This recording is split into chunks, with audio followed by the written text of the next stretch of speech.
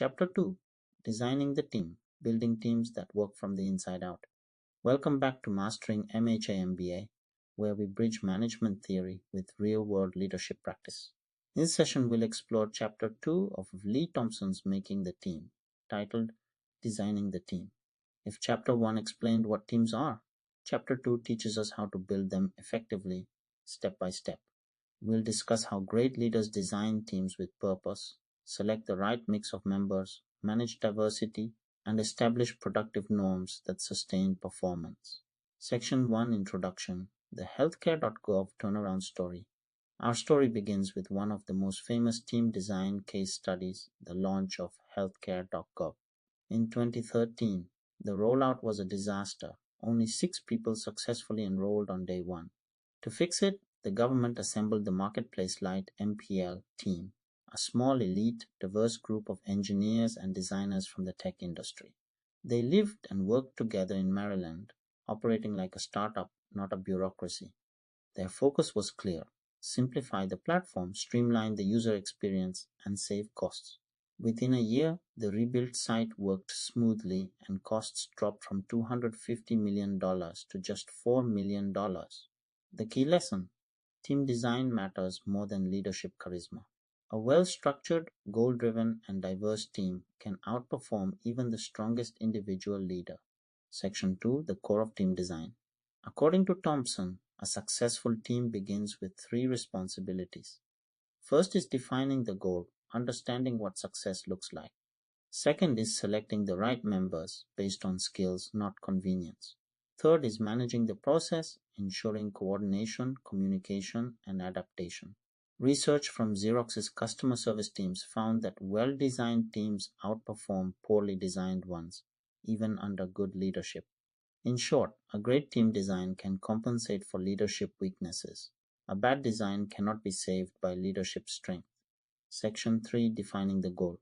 Every effective team starts with a clear and shared goal. Yet most teams make 2 common mistakes. Some fail to set any direction, while others focus only on the how, the process, instead of the why. A powerful goal should be clear, simple, and outcome-oriented. Successful teams like those at Xerox used guiding questions such as, would this action please the customer, and do so efficiently? Research shows that specific and challenging goals produce better performance than vague intentions. Section: Performance versus learning goals. There are 2 ways teams pursue objectives. Performance-oriented teams focus on demonstrating competence, meeting targets, and earning recognition. Learning-oriented teams aim to grow and improve, embracing challenges and adapting to change. Healthcare innovation teams, for example, benefit from a learning orientation. They test ideas, learn from failure, and improve. As Google and Procter & Gamble famously show, celebrating heroic failure fosters innovation and continuous improvement. When teams face unexpected challenges, learning-focused teams adapt, performance-focused teams collapse. Section: Promoverse Prevention Goals. Leaders also differ in goal framing. Promotion goals aim to achieve positive outcomes, innovation, growth, progress. Prevention goals aim to avoid losses or errors. Research shows teams perform best when members' goal orientation fits their role. For instance, offensive roles benefit from promotion-focused thinking, while defensive or risk control roles align better with prevention orientation. This alignment, known as regulatory fit, boosts performance, morale, and clarity. Subsection: Planning, Timing, and Focus. Pre-planning, before action begins, leads to better outcomes than improvising mid-task.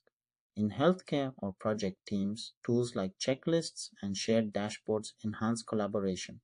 When time pressure rises, strong temporal leadership helps teams stay on track. According to the attentional focus model, time pressure narrows attention to what matters most, useful for critical decisions, but risky if leaders fail to set priorities. Great leaders balance urgency with focus. Section 4, Selecting Team Members. Once the goal is clear, the next step is who joins the team. Optimal team size. Team be as small as possible but no smaller than necessary. Fewer than 10 members is ideal, enough to cover essential skills without overcomplicating coordination. Larger teams face communication breakdowns, lower engagement, and social loafing. In contrast, smaller teams like SAP's Agile development groups foster ownership and accountability. Skills, talents, and abilities. A great team combines three skill sets. First is technical expertise, domain knowledge to perform specific tasks. Second is task management skills, planning, monitoring, and organizing. Third is interpersonal skills, communication, conflict resolution, and empathy. Together, these create the foundation for collaborative competence. Section 5 Roles and Responsibilities. According to the team role experience and orientation trio model, every team member contributes uniquely. The organizer structures the process and ensures deadlines are met. The doer executes the plan and gets things done. The challenger questions assumptions and encourages critical thinking. The innovator brings new ideas and creativity. The team builder maintains cohesion and morale. The connector links the team to external resources and stakeholders. Healthcare leaders might recognize this dynamic in multidisciplinary teams, where physicians, administrators, and IT professionals each play distinct but interdependent roles. Section 6 Diversity and Team Composition.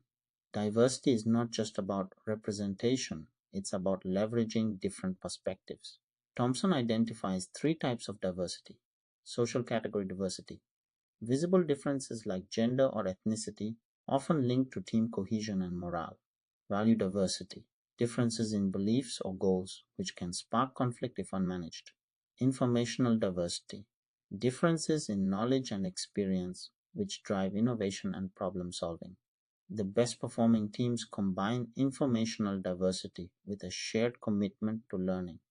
Leaders must also guard against homogeneity bias, the instinct to hire people like us. Diverse thinking fuels creativity, especially when the team values inclusion. Section 7 Processes. How teams work together. How teams interact determines how they perform.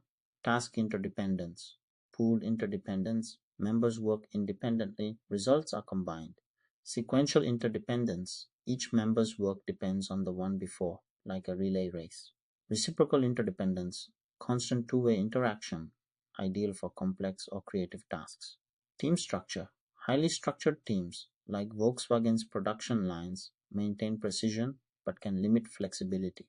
Low structure environments, like Facebook's innovation teams, empower people to find where they make the most impact.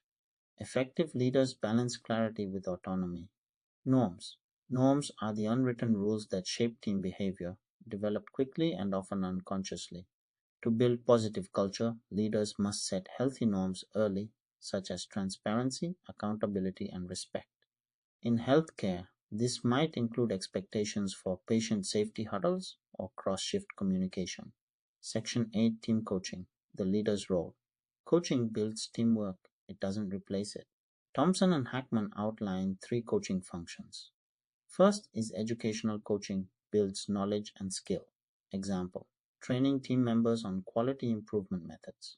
Second is motivational coaching, increases engagement and morale. Example, setting clear milestones and celebrating small wins. Third is consultative coaching, integrates strengths across members. Example, pairing an analyst with a clinician to co-design solutions. Timing matters. Begin with motivation. Coach strategically at the midpoint. End with education and reflection. Great coaches don't just correct, they cultivate capacity. Section 9 Chapter Capstone Lessons for MHA and MBA Leaders. Designing a team is both art and science. Start with a clear goal, select the right members, and create structures and norms that sustain learning, accountability, and adaptability. In healthcare administration, that might mean cross-functional improvement teams tackling patient safety or billing efficiency. In business, it might mean startup teams aligning strategy, marketing, and operations. Whatever the setting, remember this. Great teams don't just happen, they are designed. Adapted from Making the Team, a guide for managers, Pearson Education. Thank you for watching Mastering Mamba. If you found this video helpful, like, share, and subscribe for more evidence-based leadership lessons for MHA and MBA professionals. Next up, Chapter 3, Team Performance and Productivity.